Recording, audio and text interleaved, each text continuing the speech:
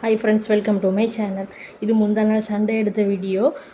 Sunday special எங்கள் வீட்டில் குடல் தான் வாங்கியிருந்தோம். எப்போவுமே கறி தானேன்னு சொல்லிட்டு குடல் வாங்கியாச்சு. இது சென்னையில் மற்ற ஊரெல்லாம் போட்டின்னு சொல்லுவாங்க, எங்கள் ஊரெல்லாம் குடல்னு சொன்னால் தான் தெரியும்.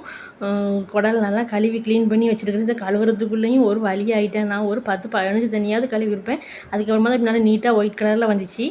கழுவி வச்சாச்சு. எப்பவும் போல கறி தாளிக்கிற மாதிரி தான் குக்கர் எடுத்து அதில் 2-3 ஸ்பூன் எண்ணெய் ஊற்றி பல்லாரி தக்காளிலாம் போட்டு நல்லா ஸ்மிலே வச்சு நல்லா வதக்கினேன். வதங்கினதுக்கு அப்புறமா இஞ்சி பூண்டை போட்டு 1 ஸ்பூன் இஞ்சி பூண்டு போட்டு இஞ்சி பூண்டு வாசனை போகிற வரைக்கும் சிம்முலே வச்சு நல்லா வதக்கிக்கிட்டே இருந்தேன்.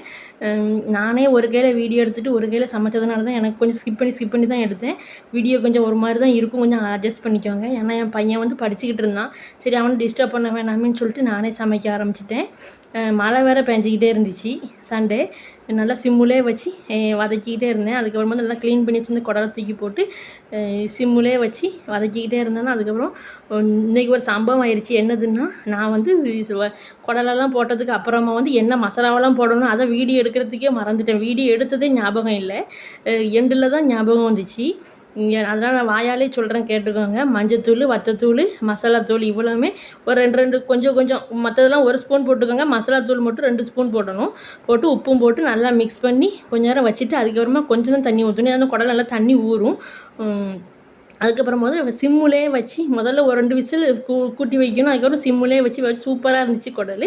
நெக்ஸ்ட் டைம் நான் ஃபுல் வீடியோவாக போடுறேன்.